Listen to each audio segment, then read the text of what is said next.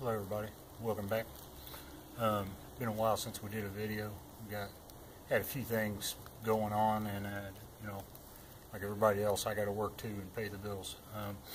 Recently I've been working on something though, and I'm not going to get into that, but in the process I was trying to decide what I wanted to use for shelter, whether it be a tarp or a poncho or whatever. And in looking around at some things, I came across something new and wanted to try it, and figured we'd do a video about it today. So what we're going to talk about today is the versatility of carrying a poncho in your kit as a shelter, and what they call the alpha tent, setting up your poncho as a tent. So because the poncho is so versatile, I carry it where I can get to it easily. I carry mine in a little stuff sack just to kind of keep it together in the pack, so it's not all loose and flopping around getting hung up in other things. I also,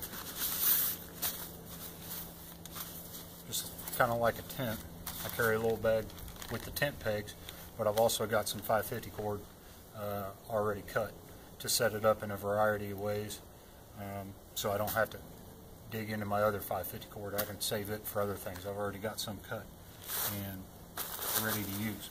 Now, the obvious thing with a poncho is rain gear. If I'm out and about and it starts raining, I can pull it out, throw it on. It covers me and my pack. There are some disadvantages to using it as rain gear.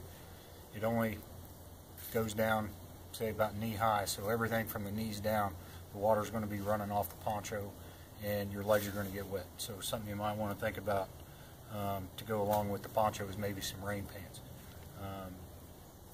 If the rain's going to chase me out of the woods, I'm not really that worried about it, but I do carry rain pants in case I'm planning on staying for a couple days or so. I'm going to be out there for a while and I want to keep as dry as possible, so throw on the rain pants, throw on the poncho, I'm good.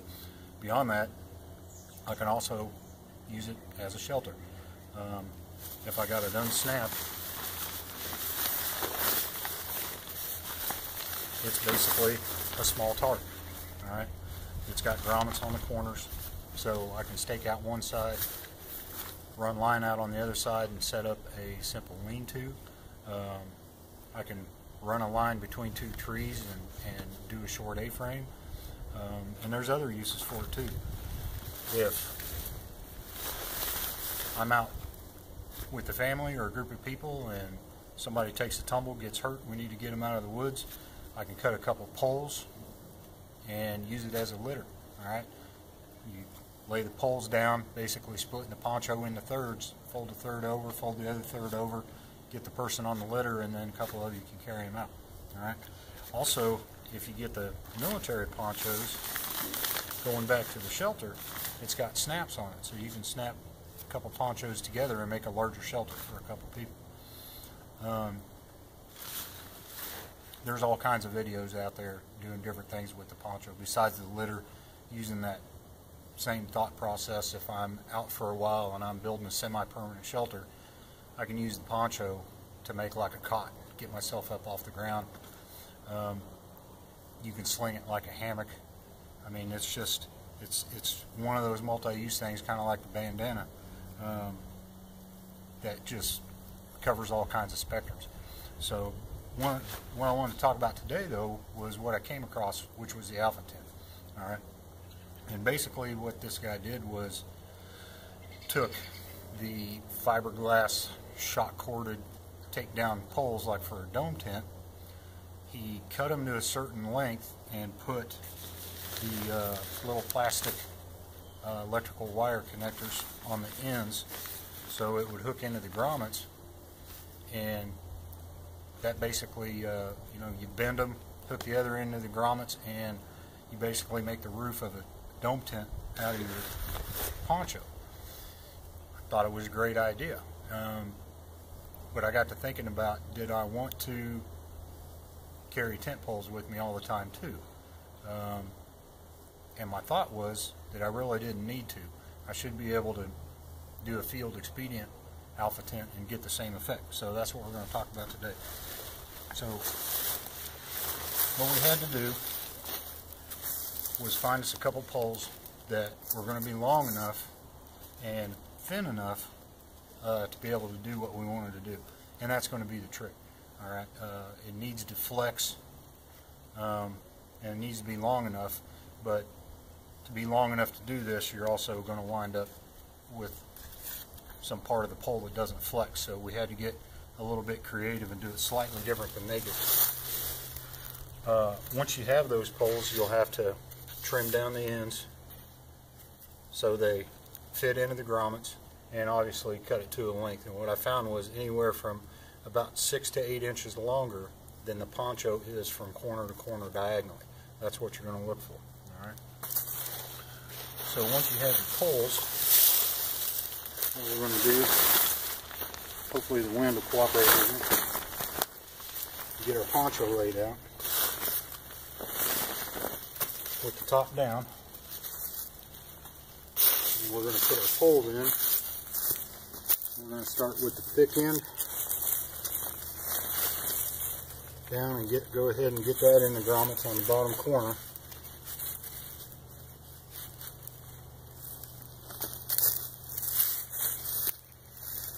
And set them across our poncho. Again, we're going diagonal, corner to corner.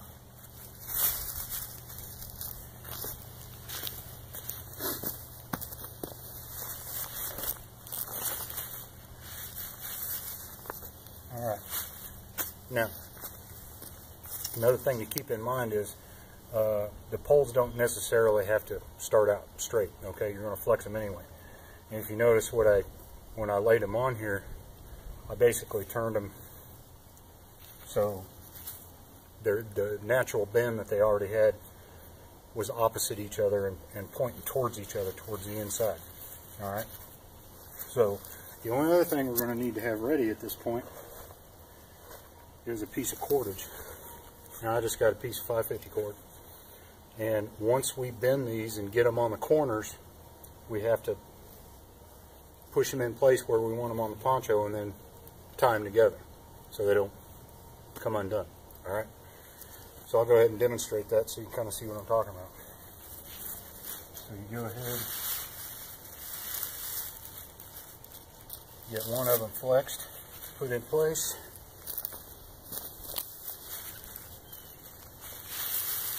Our other one here, get things stretched out and put in place.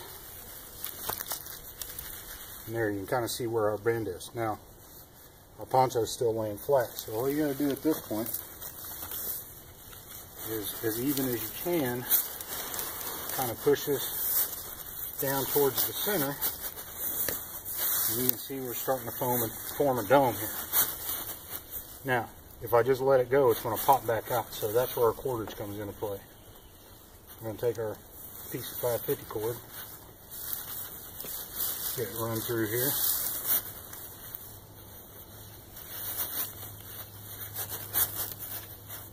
Kind of keep this thing centered up as best we can and tie them together.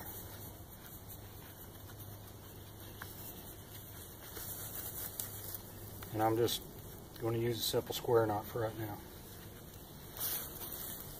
There we go. Now they're going to stay there. Now, in the original alpha tent that he set up using the dome tent poles, he had it centered basically on the hood, so it made a nice even arc. And if you see upside down, one of the things he talked about being able to do is use it as like a gear raft. Alright, like a little boat for your gear if you had to do a water crossing. I'm just thinking kind of strictly shelter at this point.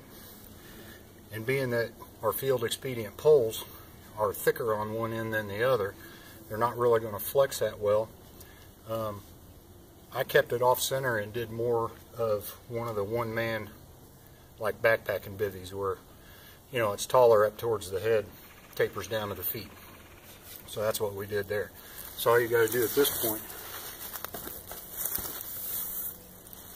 is flip it over and make sure your hood's tied off real good and you're all set.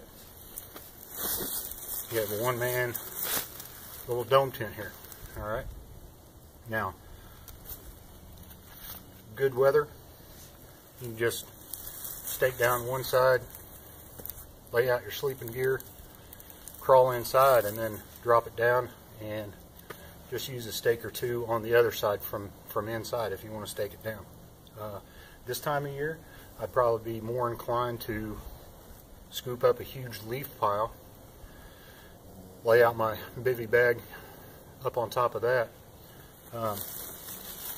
stake it down in the back, and then go ahead and lay down and pull this thing back down over the top of me. So I end up pretty much buried in a leaf pile with this over the top as a vapor barrier in case it snowed or rained or what have you. Keep the rain off. Alright. So, you know, this is one of those, why didn't I think of that ideas years ago? Glad I came across it. I'm going to put this a little bit more to the test, and we'll probably shoot another video on it and see how things turned out. Alright.